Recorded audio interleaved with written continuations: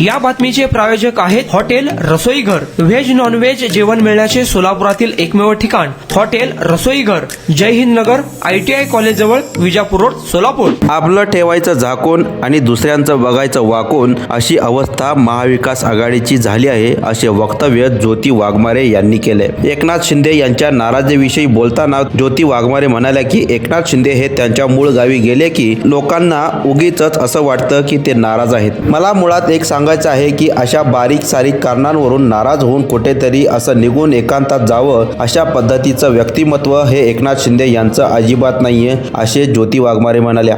खरं तर एकनाथजी शिंदे साहेब हे त्यांच्या मूळ गावी गेले की लोकांना उगीचच असं वाटतं की ते नाराज आहेत.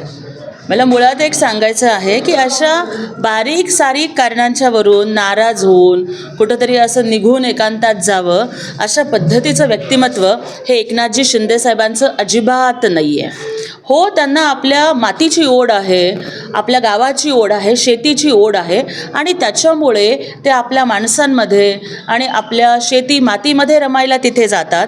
त्यामुळे अशा पद्धतीच्या अफवा जर कोणी पसरवत असतील नाराजीच्या, तर त्या चुकीच्या आहेत. आणि रायगड पालकमंत्री स्थगिती दिलेली आहे. अशा पद्धतीने पाहायला गेलं तर गोगावले असतील किंवा दादा भुसे असतील, हे नाराज असल्यामुळेच हे झालंय असं म्हणतात. खरं तर 3 पक्ष जेव्हा एकत्र येतात त्यावेळेला त्यांच्यामध्ये समन्वय साधत असताना काही गोष्टी होत असतात. आपण जेव्हा बघतो की एका कुटुंबामध्ये जर 3 भाऊ असतील तर त्यांच्यामध्ये सुद्धा कधी थोडंसं इकडचं तिकडे होतं. अगदी म्हणजे आमच्या 3ही पक्षांमधले जे नेते आहेत, मला वाटतं की ते अतिशय समन्वय साधून आणि समंजसपणानं यावरती मार्ग काढतील. दादाजी भुसे साहेब हे शिवसेनेचं एक मोठं व्यक्तिमत्व आहे आणि त्यांनी ज्या पद्धतीनं राज्याची ही जबाबदारी पार पाडली, त्यामुळे नक्कीच त्यांच्याही नेतृत्वाला न्याय मिळेल अशा पद्धतीची आशा एक शिवसैनिक म्हणून आम्हाला वाटतं. पालकमंत्री पदावर राज्य सरकारमध्ये जे 3 पक्ष त्यात कुठेतरी अंतर्गत नाराजगी आहे असं म्हणावं का? नाही, अंतर्गत नाराजी वगैरे अशा गोष्टी ह्या अगदी बाहेरच्या लोकांनी चालवलेल्या आहेत. पण उलट मला तर या ठिकाणी वाटतं की पालकमंत्रीपद किंवा इतर गोष्टी याच्यामध्ये समन्वय साधण्यासाठी आमचे 3ही नेते हे अतिशय सक्षम आहेत. परंतु आपण उलट हे बघितलं पाहिजे की उबाठाच्या बैठकीमध्ये भास्कर जाधव सांगतायत की आता उबाठाची काँग्रेस झाली आहे. एकीकडं उद्धव ठाकरे म्हणतायत की आम्ही स्वतंत्र लढणार. तिसरीकडे पवार साहेबांचं काय चाललेलं आहे, त्यांचे नेते पुन्हा परत अजितदादांच्याकडे येत आहेत. उबाठाचे तर नेते अक्षरशः वेटिंग लिस्टमध्ये आहेत. अनेक मोठे चेहरे हे महापालिका निवडणुकांच्या आधी एक प्रचंड मोठा भूकंप होईल आणि उबाठा ही खऱ्या अर्थानं शिल्लक सेना बनेल, अशा पद्धतीची परिस्थिती निर्माण झालेली आहे. त्यामुळं विरोधकांनी महायुतीमधल्या कुरबुरींच्याकडे लक्ष घेण्यापेक्षा आधी त्यांनी आपलं घर पाहावं, नाहीतर त्यांची अवस्था सध्या अशी झाली आहे, आपलं ठेवायचं झाकून आणि दुसऱ्याचं बघायचं वाकून, अशी अवस्था ही विरोधक महाविकास आघाडीची झालेली आहे. विजय वडेट्टीवार यांनी टीका केली की जसं उद्धव ठाकरेंना संपवलं तसं एकनाथ शिंदेना संपवून उदय सामंतांना पुढं आणायचं हे सुरू आहे. काय सांगाल आपण यावर? वडेट्टीवार साहेब, आपण आधी आपला पक्ष कसा संपला आहे तर आपण आधी बघावं.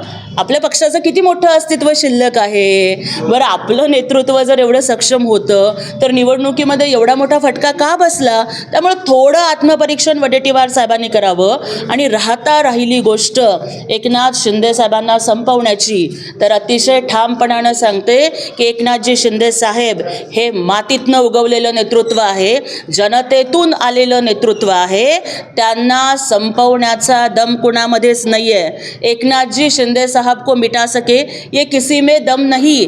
कारण लाखो बहिणींचा, करोडो बहिणींचा लाडका भाऊ म्हणून ज्या पद्धतीनं त्यांनी लाडकी बहीण योजना आणली किंवा मुलींचं शिक्षण मोफत केलं, अनेक धाडसी निर्णय घेतले, त्यामुळं महाराष्ट्रातल्या कोट्यावधी जनतेच्या मनामध्ये एकनाथ शिंदेसाहेब आहेत आणि त्यामुळे शत्रुघ्न सिन्हाचा तो विश्वनाथ सिनेमा आला होता ना, त्याच्यातल्या त्या डायलॉगमध्ये थोडा बदल करून म्हणावासा वाटतो की जली को आग कहते हैं, बुझी को राख कहते हैं, उस राख से भी जो बारूद बना सके उन्हें एकनाथ शिंदे कहते हैं. आणि त्यामुळं एकनाथजी शिंदे साहेबांचं नेतृत्व हे दिवसेंदिवस बहरत जाईल, कारण हे नेतृत्व जनतेनं बनवलेलं नेतृत्व आहे. काही लाडकी बहिणीचे पैसे परत घेणार असं चर्चा आहे, त्यात काय?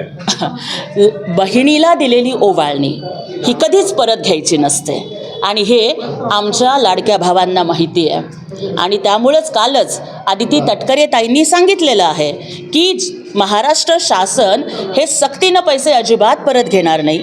आदिती ताईंनी सांगितले की ज्या महिला निकषात बसत नसतील तर त्यांनी जर स्वतःहून पैसे परत केले तर ठीक आहे, पण बहिणींना दिलेली ओवाळणी पुन्हा परत घ्यावी एवढ्या कोत्या मनाचं आमचं महायुती शासन नक्कीच नाही.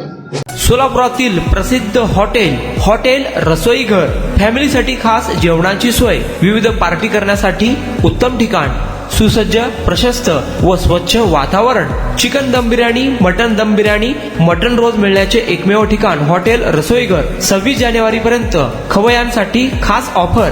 चिकन मंदी फक्त 799 रुपये, रान मंदी 1299 रुपये, अल्फाम मंदी फक्त 799 मध्ये, तर दम मुर्गा फक्त 699 रुपयांमध्ये. पार्सल आणि ऑर्डरची सोय, व्हेज नॉन व्हेज जेवण मिळण्याचे सोलापुरातील एकमेव ठिकाण हॉटेल रसोईघर. ब्लॉक नंबर 1, जय हिंद नगर, ITI कॉलेज जवळ, विजापूर रोड, सोलापूर. कॉन्टॅक्ट 9209942341, 9518348788.